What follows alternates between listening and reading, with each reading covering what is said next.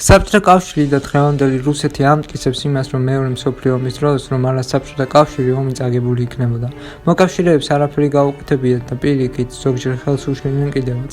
ვინ ვის შეუშალა ხელი, საფრანგეთის მაგალითზე მე უკვე ვთქვი, მაგრამ მოდით ახლა გადავიდეთ ბოლო პუნქტზე და მე დასკვნა გამოვიტანოთ.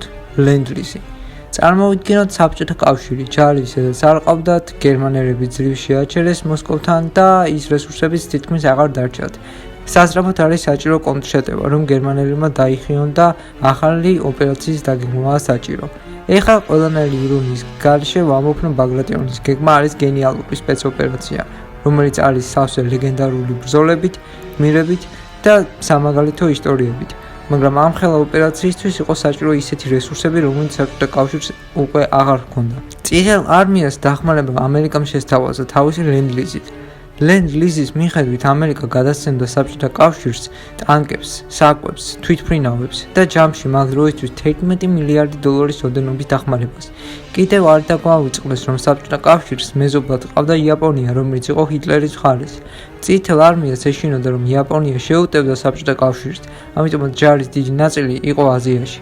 ამერიკამ თავის თავზე აიღო იაპონია, რის გამოც საბჭოთა კავშირს უკვე შეეძლო მთელი ჯარი გერმანიის წინააღმდეგ გამოეყენებინა და ამით ბაგრატიონის ოპერაცია წარმატებით დასრულდა.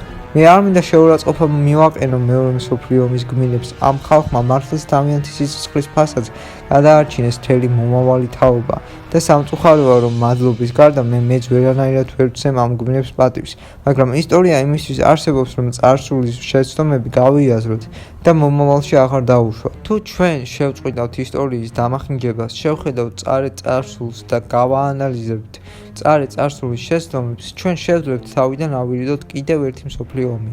არ შეიძლება ქვეყანა, რომელიც იყო ჰიტლერის მეგობარი, ხელი შეუშალა ყველას ჰიტლერის დამარცხებაში და გაფრთხილებების მიუხედავად არ მოამზადა ჯარი ომისთვის, დღეს იდგეს და სიამაყით ყვებოდეს ნაციზმი როგორ დაამარცხეს, სხვებმა როგორ უღალატეს და რუსეთის უსუსურობაზე ლაპარაკობდეს. ვიცოდეთ სიმართლე და არ დავივიწყოთ წარსული.